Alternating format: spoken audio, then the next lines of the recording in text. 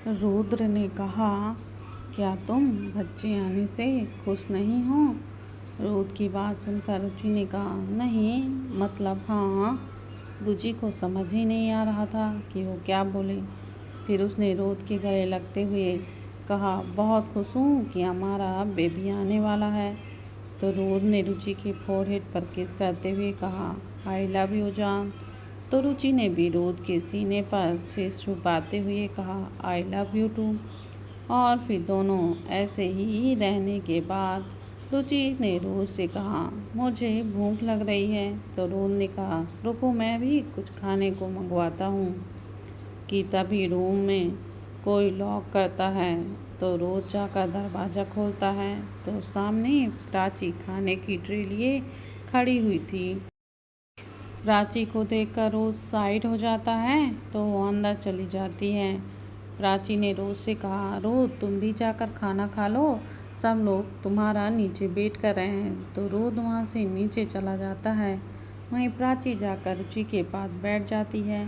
प्राची ने रुचि को देखकर कहा, और कैसा लग रहा है? अब तो तू माँ बनने वाली है। वैसे मानना पड़ेगा रुचि, कहाँ तुझे नहीं पता था कि प्रेग्नेंट कैसे होते हैं, और कहाँ अब तो खुद प्रेग्नेंट है। प्राची की बात सुनकर रुचि शर्मा जाती है। फिर प्राची ने कहा, अब शर्माना छोड़ और खाना खा ले। तो रुचि हाँ में अपना सिर हिला देती है। वहीं नीचे जैसे ही रुद्र पहुंचता है, दादाजी ने रुद्र को गले लगाते हुए कहा, मुबारक हो बरखुरदास, अब तो तू बाप बनने वाला है। ऐसे ही पार्थ और प्रथम ने भी रुद्र को गले लगाए जा रहे थे। वहीं आदि तो अभी भी सबको मिठाई खिलाने बिजी था। वो बाहर खड़े गार्ड्स को मिठाई खिलाकर उसके गले लग रहा था। तभी दादाजी ने रुद्र को अपने साथ आई लड़की से मिलवाते हुए कहा, रुद्र, इनसे मिलो, ये है त्रिशा, मेरे दोस्त की पोती। कुछ दिनों के लिए इंडिया आई है तो यहीं रुकेगी। रुद्र एक नज़र उस लड़की को देखता है और जाकर अपनी चेयर पर बैठ जाता है। वहीं अभी के फ्लैट पर युक्ति बेड पर बैठी बैठी ही सो गई थी। जब अभी रूम में आता है तो देखता है युक्ति बैठी बैठी सो गई है। तो वह उसके पास जाकर उसे अच्छे से बेड पर लेटाता है और खुद वहाँ से बाथरूम में चला जाता है। कुछ देर बाद अभी चेंज करके आता है और जाकर युक्ति की बगल में लेट जाता है। अभी की नज़रें तो युक्ति के फेस पर ही थी। वो एकटक युक्ति को ही देखे जा रहा था। अभी की नज़रें इस वक्त युक्ति के लाल होठों पर टिकी हुई थी। उसका मन युक्ति को किस करने का कर रहा था, लेकिन वो अपने ख्वाबों को झटक कर करवट लेकर लेट जाता है। कुछ देर बाद युक्ति की आंखें खुलती हैं तो उसकी नज़र अभी की पीठ पर जाती है। अभी इस वक्त सेटलेस था। अभी को अपने बगल में लेटा देखकर युक्ति हड़बड़ा कर उठ जाती है कि तभी अभी भी युक्ति की तरफ पलट जाता है। अभी इस वक्त जाग रहा था। युक्ति ने अभी को देखकर कहा, आप यहाँ क्या कर रहे हैं? तो अभी ने युक्ति के फेस को देखकर कहा, क्यों, मैं यहाँ क्यों नहीं आ सकता? अब तुम मेरी वाइफ हो तो मेरा हक है, समझी? तो युक्ति ने कहा, सर, मानती हूँ हमारी शादी हुई है, लेकिन प्लीज़ आप दूसरे रूम में सो जाइए। तो अभी ने बैठते हुए कहा, क्यों, मैं दूसरे रूम में क्यों सोऊं? मैं यहीं सोऊंगा और तुम भी यहीं इसी बेड पर मेरे साथ सोओगी। अगर यहाँ से गई तो मुझे ज़बरदस्ती करना भी आता है, और मुझे मजबूर मत करो कि मैं ज़बरदस्ती करूँ, समझी? वरना तुम बर्दाश्त ही नहीं कर पाओगी। अब उठो और चलो कुछ खा लो, कल से कुछ नहीं खाया तुमने। तो युक्ति ने कहा, आप मेरी फिक्र का दिखावा करना बंद कीजिए। आपको कोई फ़र्क नहीं पड़ता मुझसे। अगर आपको फ़र्क पड़ता तो आप ऐसे ज़बरदस्ती मुझसे शादी नहीं करते। अब अभी को गुस्सा आ रहा था।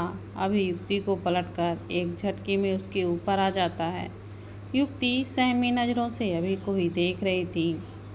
अभी ने युक्ति की आंखों में देखते हुए कहा, तुम्हारी फिक्र है, तभी तो तुमसे शादी की है, वरना तुम्हारा क्या था? तुम तो चली जाती यहाँ से। फिर सोचता उसके बाद तुम्हारा क्या होता। तो युक्ति ने कहा, कुछ भी होता उससे आपको क्या फ़र्क पड़ता है। अभी ने युक्ति के ऊपर झुकते हुए कहा, फ़र्क पड़ता है, बहुत फ़र्क पड़ता है, क्योंकि इस दिल में तुम बस चुकी हो और तुम्हें ज़रा सी भी तकलीफ़ हो तो ये दिल बर्दाश्त नहीं करता, दर्द से तड़प उठता है। मैं तुम्हें तकलीफ़ में नहीं देख सकता, समझी, और ना ही तुम्हें खुद से दूर जाने दूंगा। इतना बोलकर अभी युक्ति के ऊपर से हट जाता है और वहाँ से किचन में चला जाता है। युक्ति तो बस अभी की बातें सुनकर जम सी गई थी। वहीं किचन में अभी कुछ खाने के लिए बना ही रहा था कि तभी अभी का फ़ोन रिंग करता है। तो वह अभी देखता है उस पर आदि का नाम फ्लैश हो रहा है। तो अभी फ़ोन उठाता है। अभी के फ़ोन उठाते ही आदि ने चिल्लाते हुए कहा, अभी भाई, आप जहाँ भी हो, जैसे भी हो, जो भी कर रहे हो, सब छोड़कर यहाँ आ जाओ। तो अभी ने कहा, क्यों, कुछ काम था क्या। तो आदि ने कहा, कुछ काम नहीं है, बल्कि एक गुड न्यूज़ है। तो अभी ने कहा, क्या गुड न्यूज़ है। तो आदि ने कहा, वो आपको यहीं पता चलेगा, और हाँ, भाभी को लेकर भी आना, रुद्र भाई ने कहा है। इतना बोलकर आदि कॉल को काट देता है। कुछ ही देर में अभी ने पास्ता बना लिया था। एक प्लेट में पास्ता निकाल कर अभी युक्ति के पास चला जाता है। अभी ने युक्ति को प्लेट देते हुए कहा, ये लो, खा लो और रेडी हो जाओ, हम ओबरॉय पैलेस जा रहे हैं। तो युक्ति चुपचाप अभी के हाथ से प्लेट ले लेती है और अभी वॉशरूम चला जाता है। कुछ देर बाद दोनों रेडी होकर ओबरॉय पैलेस के लिए निकल जाते हैं। ओबरॉय पैलेस में अलग ही माहौल था, क्योंकि आदि ने अभी तक आधे हॉल में खिलौनों से भर दिया था। सब लोग आदि को इतना खुश देखकर खुश थे। आज सही मायने में आदि बहुत खुश था। तभी प्राची भी रुचि को लेकर नीचे आ गई थी। तो आदि ने रुचि को देखकर कहा, भाभी, ये देखिए मेरे चैम्प्स के खिलौने। रुचि जाकर सोफे पर बैठ जाती है। त्रिशा भी वहीं बैठी हुई थी। वो रुचि को ही देखे जा रही थी। इस वक्त उसके फेस पर कोई एक्सप्रेशन नहीं थे। तभी रुचि की नज़र अभी और युक्ति पर जाती है तो रुचि के फेस पर स्माइल आ जाती है। वहीं अभी ये सब देखकर हैरान था। तभी अभी ने आदि के पास आकर कहा, क्या बात है आदि, तूने मुझे यहाँ क्यों बुलाया, और ऐसी क्या गुड न्यूज़ है। अभी को देखकर आदि उस पर कूद जाता है और फिर आदि ने अभी के गले लगते हुए कहा, अरे बहुत बड़ी खुशखबरी है, आप सुनोगे तो आप भी खुशी से पागल हो जाओगे। तो अभी ने कहा, अब बताएगा कि क्या बात है, और ये घर में खिलौनों की फैक्ट्री क्यों खोल रखी है, नया बिजनेस खोल रहे हो क्या। तो आदि ने कहा, नहीं, ये सब तो मेरे चैम्प्स के लिए है। आपको एडवाइस दी थी, आपने मानी ही नहीं, लेकिन मेरे भाई ने मेरी एडवाइस मान ली। तो अभी ने कहा, कौन सी एडवाइस। तो आदि ने कहा, अरे यार, आप सच में बुद्धू हो, ये सब देख कर भी आपको समझ नहीं आया कि यहाँ एक नन्हा मेहमान आने वाला है। अरे मेरी भाभी प्रेग्नेंट है, भाई डैड बनने वाले हैं। आदि की बात सुनकर अभी कुछ देर तक सोचता है, लेकिन फिर जब उसको समझ आता है तब वो भी खुशी से आदि को गले लगा लेता है और फिर जाकर वो रुद्र के गले लगकर वो उसे कांग्रेस बोलता है। सब लोग काफ़ी खुश थे और वहीं युक्ति, रुचि और प्राची के पास बैठ जाती है। वहीं त्रिशा वहाँ से उठकर चली जाती है, अपने रूम में जाकर गेट बंद कर देती है। फिर त्रिशा अपने फ़ोन से किसी को कॉल करती है। 2 रिंग जाने पर ही फ़ोन उठा लिया जाता है। तो इधर से त्रिशा ने कहा, आपका शक सही था, रुद्र की शादी हो चुकी थी और उसकी वाइफ प्रेग्नेंट है। उधर से कुछ कहा जाता है, जिसे सुनकर त्रिशा ने कहा, डोंट वरी, आपका काम हो जाएगा। वैसे भी मुझे उस रुद्र से बदला लेना है। उसने मुझे छोड़कर उस 2 कौड़ी की लड़की से शादी की, उसके लिए मैं उसे कभी माफ़ नहीं करूँगी। इतना बोलकर त्रिशा फ़ोन काट देती है। वहीं नीचे दादाजी अभी घर पर नहीं थे, वो अनाथ आश्रम गए हुए थे। आदि की मस्ती अभी भी चालू थी। तभी प्राची ने आदि से कहा, आदि तुम तो इतने उतावले हो रहे हो, बच्चा भी नहीं आ रहा है, उसे 9 महीने लगने वाले हैं, तो वेट करना पड़ेगा। वैसे तुम भी जल्दी से शादी कर लो और ढेर सारे बच्चे कर लो, फिर उनके साथ खेलना।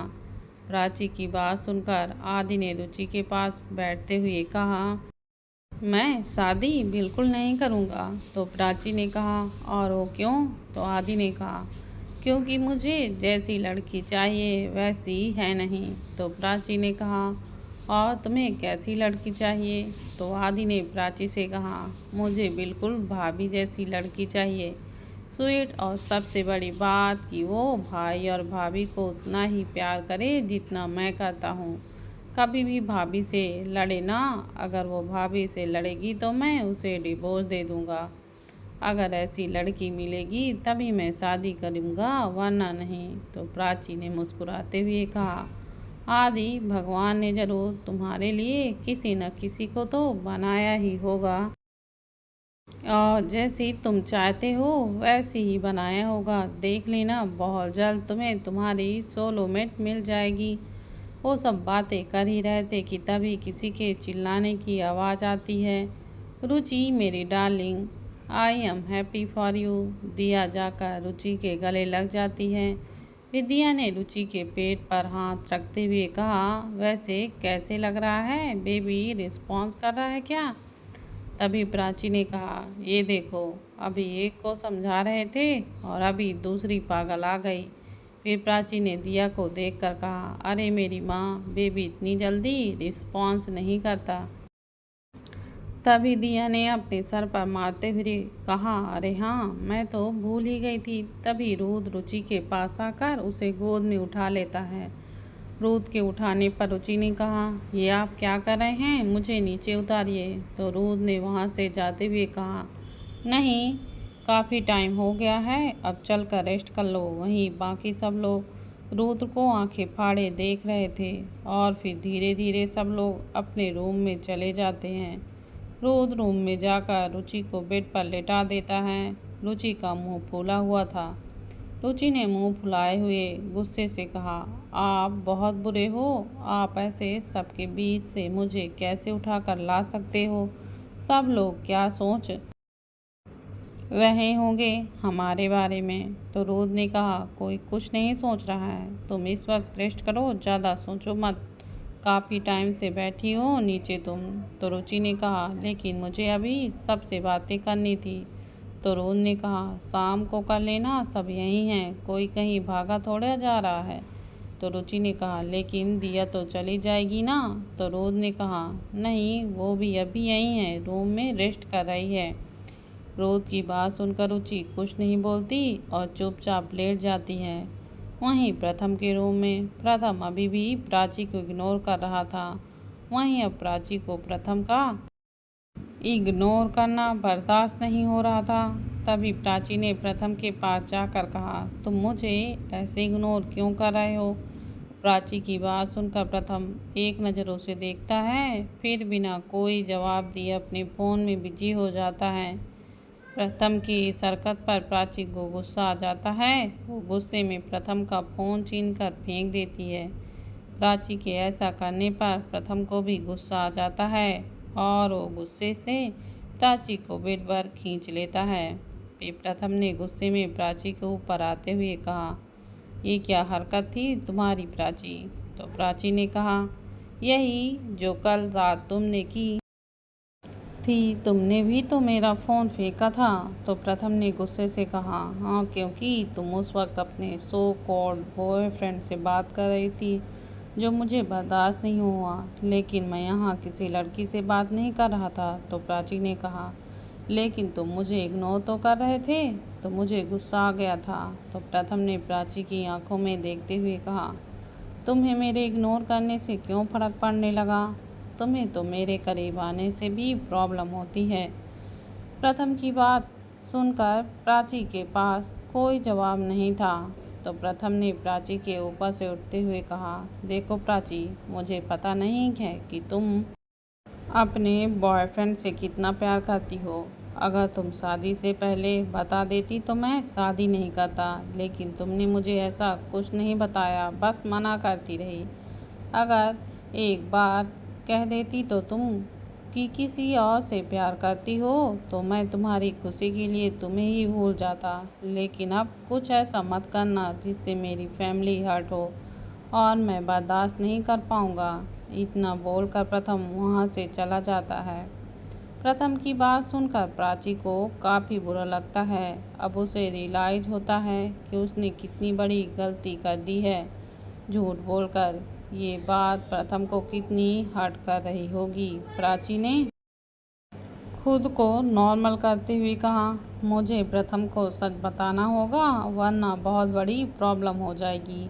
वहीं प्रथम बाहर में बैठकर शराब पी रहा था कि तभी आदि ने प्रथम के पास आकर कहा, ये कौन सा टाइम है ड्रिंक करने का, भाभी से झगड़ा हुआ है क्या? तो प्रथम ने आदि से कहा, तू जाना यार, इस वक्त मेरा मूड खराब है, मुझे कुछ देर अकेला छोड़ दे। प्रथम अब तक एक पूरी बोतल खाली कर चुका था। प्रथम की बात सुनकर आदि समझ जाता है जरूर कुछ बड़ी बात हुई है दोनों के बीच में।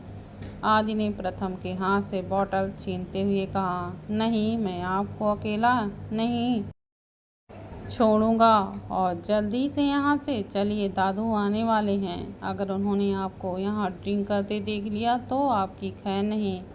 प्रथम को अब तक नशा चढ़ चुका था। आदि की बात सुनकर प्रथम ने कहा, हाँ तू सही कह रहा है, चल यहाँ से। आदि प्रथम को संभाल कर उसके रूम तक चला जाता है। आदि प्रथम के रूम के बाहर नॉक करता है तो प्राची डोर खोलती है। प्राची को देखकर आदि ने कहा, संभालिए अपने पति को भाभी, पता नहीं कौन सा गम सता रहा है जो ऐसे नशे में धुत हुए पड़े हैं। आदि की बात सुनकर प्राची एक बार प्रथम को देखती है, फिर आदि की मदद से उसे बेड पर लेटाती है। आदि प्रथम को रूम में छोड़कर वहां से चला जाता है। प्राची प्रथम को अच्छे से बेड पर लेटाती है। प्रथम ने प्राची को देखकर कहा, तुम मेरे पास क्या कर रही हो, जाओ अपने बॉयफ्रेंड के पास। प्रथम की बात सुनकर प्राची ने प्रथम के पास बैठकर उसकी आंखों में देखते हुए कहा, मेरा कोई बॉयफ्रेंड नहीं है और ना ही कभी था।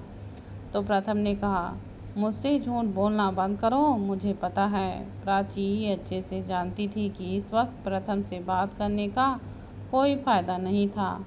वो प्रथम को अच्छे से ब्लैंकेट से कवर करती है और लाइट ऑफ कर देती है। वहीं दूसरी तरफ त्रिशा के रूम में त्रिशा ने खुद से कहा, अभी इस घर में आए हुए मुझे 24 घंटे भी नहीं हुए और इन लोगों का ड्रामा देखकर मेरा सिर दुख रहा है। मुझे जल्द से जल्द अपना काम ख़त्म करके यहाँ से जाना होगा, वरना अगर मैं इस घर में रही तो पागल ही हो जाऊंगी। उस आदि की वजह से उसकी हरकतें अभी भी किसी 5 साल के बच्चे की ही तरह हैं। जब देखो तब अपनी भाभी के पीछे दुम हिलाता फिरता है। शाम के वक्त सब लोग हॉल में बैठे हुए थे, तभी रितिका भी अपना बैग लेकर ओबरॉय पैलेस पहुंच जाती हैं। रितिका को वहां देखकर अभी ने कहा, तुम यहाँ क्या कर रही हो? तो रितिका ने कहा, आंटी ने मुझे यहाँ भेजा है क्योंकि उनके घर पर अभी कोई है नहीं, तो उन्होंने मुझे यहाँ भेज दिया है। मैं कुछ दिनों के लिए अभी यहाँ हूँ, इसलिए आंटी दादाजी से बात हो गई है। अभी ने खुद से कहा, ओ गॉड, ये यहाँ रहेगी तो प्रॉब्लम हो जाएगी।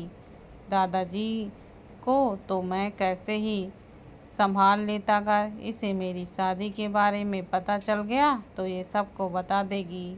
जब तक ये यहाँ है तब तक मैं यहाँ नहीं रह पाऊँगा। अभी अपनी ही सोच में गुम था कि तभी दादाजी ने अभी से कहा, तुम उस बच्ची को वहीं खड़ा करके रखोगे या अंदर भी आने दोगे? कब से देख रहा हूँ तुम वहीं पर खड़े हो। दादाजी की बात सुनकर अभी रितिका के सामने से हट जाता है तो रितिका अंदर चली जाती है। रितिका को वहाँ देखकर प्राची को भी अच्छा नहीं लग रहा था। अभी वहाँ से चला जाता है। युक्ति प्राची के साथ वहाँ से चली जाती है। दादाजी ने एक सर्वेंट के साथ रितिका को गेस्ट रूम में भेज देते हैं। वहीं अभी इस वक्त रोज पाथ और आदि के साथ स्टडी रूम में था। अभी ने रोज से कहा, रोज मैं और युक्ति यहाँ नहीं रुक सकते। रितिका यहाँ आ गई है और अगर उसे मेरी शादी के बारे में पता चल गया तो मॉम डैड को पता चलने में ज़्यादा देर नहीं लगेगी। तो आदि ने कहा, डोंट वरी भाई, उसे कुछ नहीं पता चलेगा। उसे रोद भाई को देखने से फुर्सत नहीं मिलेगी, तब ना वो आप पर ध्यान देगी। आदि की बात सुनकर रोद उसे घूर कर देख रहा था। वहीं पार्थ और अभी मन ही मन हंस रहे थे। तभी पार्थ ने कहा, वैसे ये प्रथम कहीं दिखाई नहीं दे रहा है, कहाँ है ये? तो आदि ने कहा, पता नहीं आज उन्हें कौन सा भूत चढ़ा है जो दिन भर ही पी ली थी, अभी भी सो रहे हैं। मुझे तो ऐसा लग रहा है अब भाभी से झगड़ा हुआ है। तभी पार्थ ने कहा, लगता है प्रथम का मूड कुछ ज़्यादा ही खराब है, वरना वो वैसे कभी भी नहीं पीता। तो रुद्र ने कहा, उससे सुबह बात करते हैं। फिर रुद्र ने अभी की तरफ देखकर कहा, एंड हाँ तुम कहीं नहीं जा रहे हो तो अभी यहाँ में से हिला देता है। कुछ देर बाद सब लोग डाइनिंग टेबल पर बैठे हुए थे। तभी दादाजी ने कहा, ये प्रथम कहाँ है, काफ़ी देर से दिखाई नहीं दिया। तो प्राची ने कहा, दादाजी उनकी तबीयत थोड़ी ख़राब थी इसलिए वह रूम में आराम कर रहे हैं। तो रुचि ने कहा, क्या हुआ भाई को, मैं देख कर आती हूँ उन्हें। तो रुद्र ने रुचि को रोकते हुए कहा, चुपचाप बैठो और खाना खाओ, वो ठीक है और तुम उसकी चिंता मत करो, प्राची देख लेगी उसे। तो प्राची ने रुचि से कहा, हाँ रुचि तू खाना खा, मैं प्रथम को देख लूँगी। थोड़ी देर बाद सब खाना खाकर अपने रूम में चले जाते हैं और प्राची प्रथम का खाना लेकर रूम में चली जाती है। प्राची जब खाना लेकर रूम में जाती है और देखती है तो प्रथम अभी भी सो रहा था। प्राची ने प्रथम को देखकर कहा, ये जनाब दूसरों की नींद हराम करके खुद आराम से सो रहे हैं। प्राची प्रथम को एक नज़र देखकर एक बुक लेकर बालकनी में जाकर बैठ जाती है। कुछ देर बाद प्राची को रूम में किसी चीज़ के गिरने की आवाज़ आती है।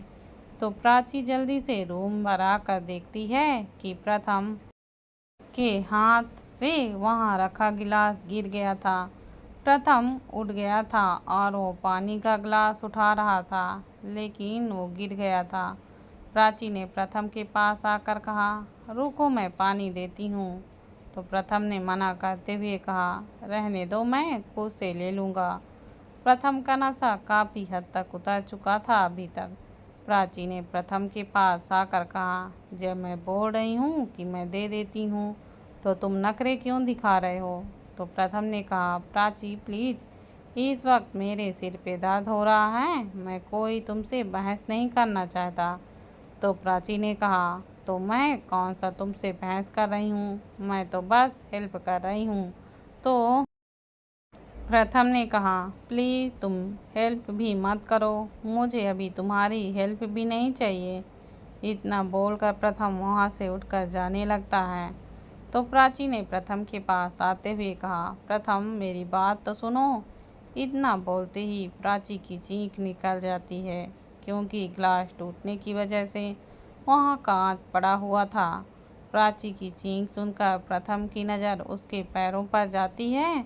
तो प्रथम ने जल्दी से प्राची को अपनी गोद पर उठाते हुए कहा, तुम्हारा दिमाग खराब है, देख कर नहीं चल सकती क्या? और फिर प्रथम प्राची को बेड पर बैठा देता है। प्रथम ने प्राची के पैर से कांच निकालते हुए कहा, प्राची इतनी लापरवाही सही नहीं है, ध्यान दिया करो चीज़ों पर। तो प्राची ने कहा, अगर मुझे इतनी ही ध्यान देना आता तो तुम नाराज़ नहीं होते। फिर प्राची ने प्रथम की तरफ देखकर कहा, आई एम सॉरी प्रथम, मेरा इरादा तुम्हें हर्ट करने का नहीं था। प्रथम प्राची की ड्रेसिंग करते हुए उसकी बात सुन रहा था। तभी प्राची ने फिर से कहा, प्रथम मैंने तुमसे झूठ कहा था, मेरा कोई बॉयफ्रेंड नहीं है और ना ही कभी था। प्राची की बात सुनकर प्रथम के हाथ रुक जाते हैं और वो प्राची की तरफ देखने लगता है, मानो पूछ रहा हो कि वो कहना क्या चाहती है। तो प्राची ने कहा, ओ मैं तो बस तुम्हारे मज़े ले रही थी।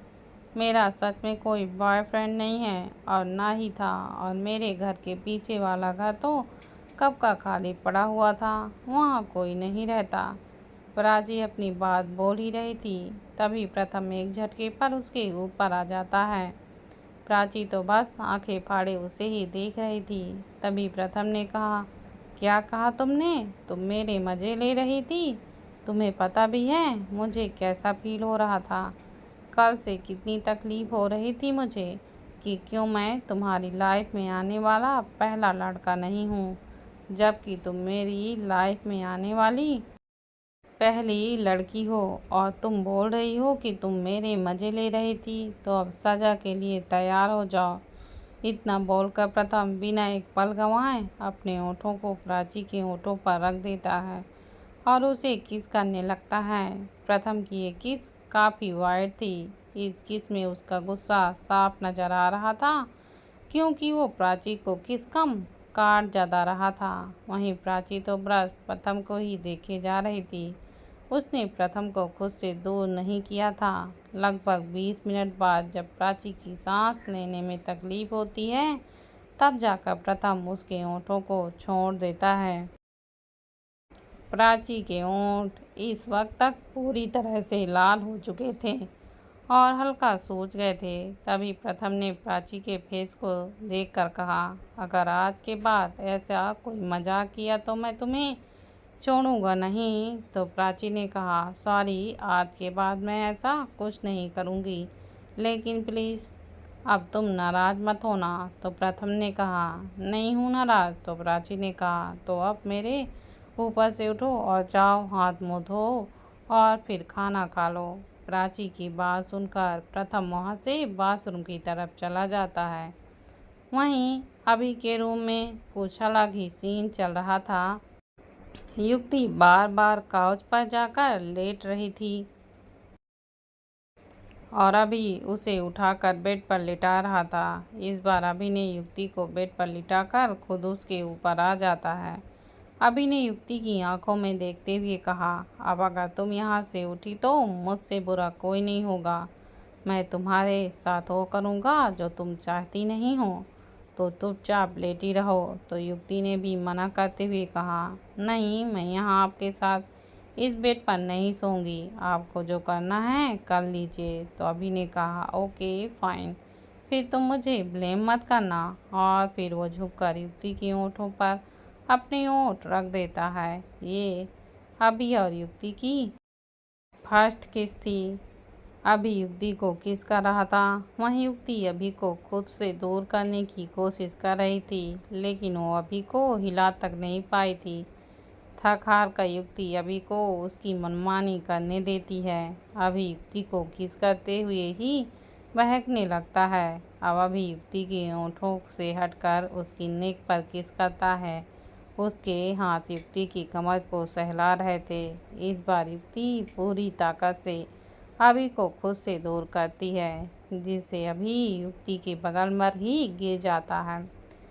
इस वक्त युक्ति की सांसें काफ़ी तेजी से चल रही थीं। युक्ति ने अभी की तरफ देखकर अपनी नम आँखों से कहा, यही चाहते थे आप, इसी वजह से आपने मुझसे शादी की है। आप भी ना बस मेरा शरीर चाहिए ना। युक्ति की बात सुनकर अभी को गुस्सा आ जाता है। अभी ने गुस्से में युक्ति के ऊपर आकर कहा, तुम्हें क्या लगता है मैंने तुमसे शादी इसलिए की है? अगर मुझे तुम्हारी बारी चाहिए होती ना, तो अभी तक मैं तुम्हारे साथ सब कुछ कर चुका होता और तुम मुझे रोक भी नहीं पाती, समझी तुम?